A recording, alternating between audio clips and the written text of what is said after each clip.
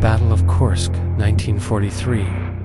By the spring of 1943, the strategic balance on the Eastern Front had shifted dramatically. The German defeat at Stalingrad shattered the myth of Wehrmacht invincibility, while the Soviet Union grew stronger in manpower, production, and morale. Yet Adolf Hitler remained convinced he could regain the initiative with one decisive offensive. Both armies focused on the enormous Kursk salient, a 250-kilometer-wide bulge in the front line formed after Soviet victories in early 1943. Inside the salient were over 1 million Soviet soldiers of the Central and Voronezh fronts. To the Germans, this bulge invited encirclement. Handeln. Ich verstehe, Walter, aber die Risiken sind erheblich. To the Soviets, it was an opportunity to bleed the enemy dry.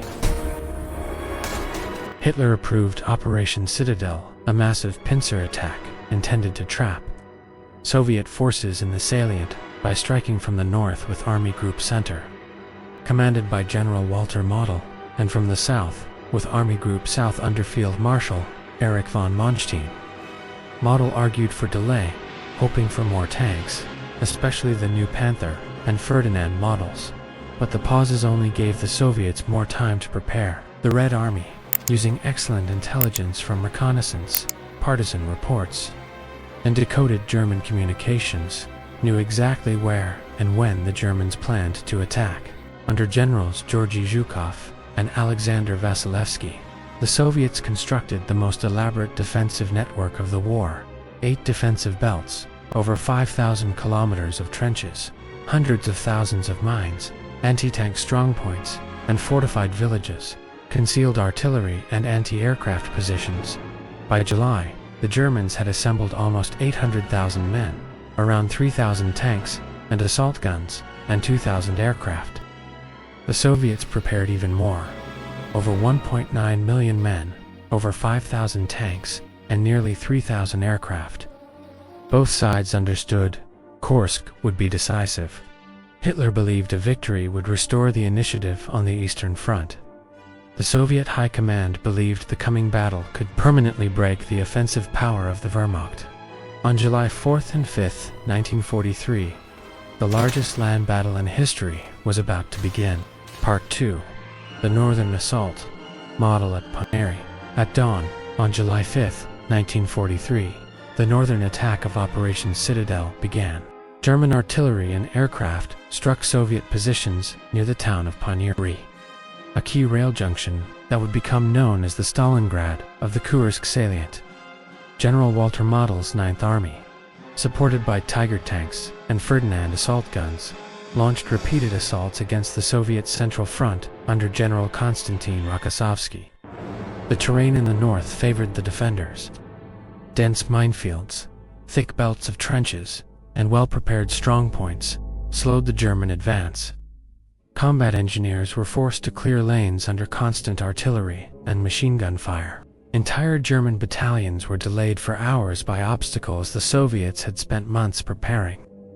The German Ferdinand tank destroyers, though powerful at long range, lacked machine guns and were vulnerable to Soviet infantry once they penetrated close. Many were disabled by mines or immobilized by artillery. Despite heavy losses, German infantry pushed forward toward Ponieri, capturing several villages after fierce fighting. Ponieri itself became the focus of brutal, close-quarters combat. Buildings changed hands repeatedly as both sides fed reinforcements into the fighting. German units seized the rail station and water tower but could not break through Soviet defensive lines beyond the town. Soviet artillery, positioned far to the rear, continually disrupted German movements, while counterattacks prevented Model from exploiting local gains. By July 10th, the northern offensive stalled. German forces had advanced only a few kilometers at the cost of heavy casualties and many irreplaceable armored vehicles. Model assured Hitler that with more time he could break through, but the operational reality was different. The Soviet defenses were simply too deep, too well planned, and too strongly defended. Meanwhile, in the south, Manstein's forces were achieving more progress and heading toward what would become the most famous armored clash of the Second World War. Part 3. The Southern Assault. Toward Prokhorovka, in the southern sector, the German attack opened with greater momentum. The main strike force, Army Group South, was led by General Hermann Hoth's 4th Panzer Army and included elite units such as the 2nd SS Panzer Corps. Supported by Tiger and Panther tanks, the Germans initially broke through the Soviet 1st Defensive Belt. Unlike the north, the terrain around Belgorod and Oboyan allowed for larger armored movements. The Germans penetrated deeper, though at a high cost, as Soviet anti-tank guns, mines, and artillery inflicted heavy losses. Still, by July 10th, Hoth's forces were approaching the small town of Prokhorovka, where the Soviets were preparing a massive defensive effort. General Nikolai Vatutin, commanding the Voronezh front, ordered the 5th Guards Tank Army under General Pavel Rotmistrov to counter the German advance. Rotmistrov positioned his forces around Prokhorovka, ready to strike the moment the Germans attempted to break through toward the rail line beyond the town. On July 12, 1943, the two sides clashed in what became one of the most intense armored battles of the war. Contrary to popular myth, Prokhorovka was not the largest tank battle of all time, nor were armor losses as extreme as once believed. But it was nevertheless a fierce, chaotic confrontation fought at extremely close range. Due to terrain constraints, anti-tank ditches, slopes, and narrow fields, Soviet tanks were forced into dense formations. The Germans, especially the SS Panzer divisions, attempted to use the superior range of their Tigers, but dust, smoke, and proximity eliminated much of their advantage. Many engagements were fought at ranges under 300 meters, sometimes under 100. The Soviets suffered heavy losses, but they succeeded in halting the German attack. German forces were exhausted, their vehicles damaged or stranded by mechanical issues and mines. By the end of July 12th, the momentum of the southern offensive had been broken. Manstein requested fresh reserves, but events far outside the battlefield would seal the fate of Citadel. Part 4. The Turning Point. Operation Kutuzov and Hitler's withdrawal. While the Germans were still engaged around Kursk, the Soviets prepared their next phase. With Model and Hoth tied down, the Soviet High Command launched Operation Kutuzov on July 12th, striking the northern shoulder of the German-held Orel salient. This forced the Germans to divert reserves northward, undermining their Kursk effort.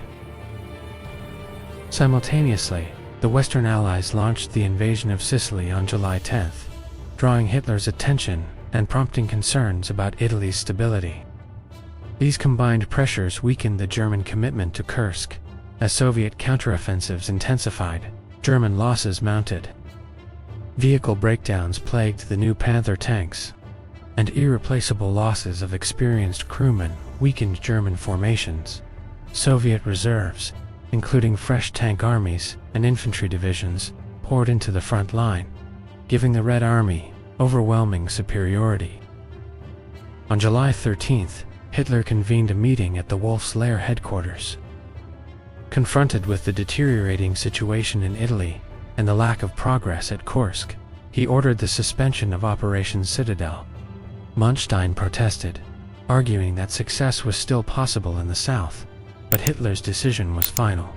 The offensive was over. The Soviets wasted no time.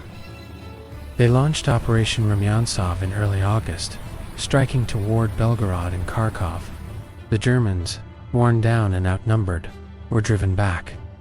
On August 23, 1943, Kharkov fell to Soviet forces for the final time.